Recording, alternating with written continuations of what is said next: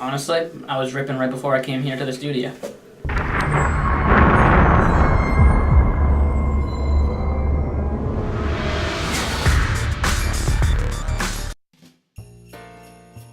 This is Scarborough High School, and just like many other high schools in the nation, it has fallen victim to a vaping epidemic.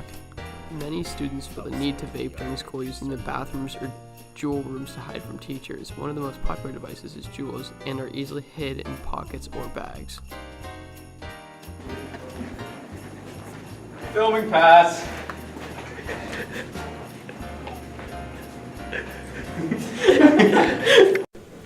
So, Bree, how are you today? I'm good. How are you? Pretty good, thanks. Thanks for having me on. Yeah, no problem. So, what we want to know is, how often do you JUUL? Geez, probably every day at least. I can't go one period of school without it. Really? Wow. So, would you say that JUULing's really, in a way, taken over your life? I would say juuling is my life. Wow.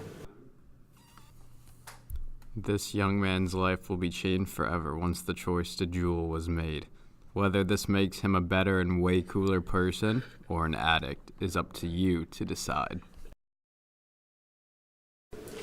So, when was the last time you went without it?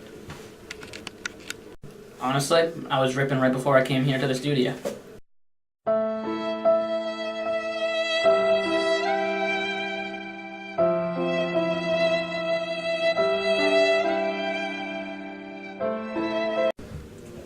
So, we're here with Connor, a non-JUUler.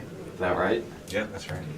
So, I got a couple questions for you, Connor, regarding the JUUL epidemic at SHS. So, the first one that I really want to know is, when did this all start? I'd say it started like the beginning of last year is when it started becoming popular. Like I heard a few people doing it sophomore year, but nothing really major. It kind of blew up around the school after that. And have you noticed your friends that do it, have you noticed they've changed as people? Yeah, a big change in people. Like they really are acting differently. You know, their grades are dropping. They're just not being nice people anymore. They're kind of addicted. You know. Wow, that's awful. Yeah. How many of your friends would you say are into it now? I'd say like 3/4 of my friends probably do it. Wow. Yeah, on a daily basis. So it's Shocking. pretty addicting. Yeah. So, what's the weirdest thing someone's done for a pod? No, I'm not really sure, but I heard some pretty crazy stories of what people have done for a pod. Can you share some with us today? I'm not legally allowed to at this point, but in a few months I might be able to. Gotcha. So, we're aware that it goes on in the bathrooms primarily during school hours. So, for people like you, non-JUUlers, do you ever feel uncomfortable? Do you ever feel maybe ganged up on? Not ganged up on, but I definitely feel uncomfortable in some scenarios. Like something could happen Like- at any minute while you're in there. Yeah, I know. It's very, very scary. Like a whole gang of freshmen could come in and you never know what's going to happen. But I think there's one time I was in the bathroom and I was in the stall and I was peeing, right? Right. And then a bunch of freshmen came in and I turned around and they're all looking at me, but because my head's above the stall, we were all making direct eye contact, and we were all no one was doing anything, right? I felt very uncomfortable. I was not safe. I did not feel like I was in a safe space at all. So, when did vaping in school first become a major issue? I've just noticed that the last few years, maybe the last 2 or 3 years. Before that, I don't think the technology of all of it was coming out until about then, so it's relatively something new, and there, it's very interesting the different ways that people do vape. Yeah. Yes. So, the first time that you guys, I guess, caught people, were you aware of, like, what a JUUL was? At first, we knew what some of them were, but they were all, like I was just mentioning before, that they're all different ways and kinds now. Yeah. And some are electronic, others are not. They come in all shapes and sizes, and it's kind of interesting. I guess it's good for people that are trying to stop smoking. Right. But I don't know about in schools. It's Yeah. not good at all. Right.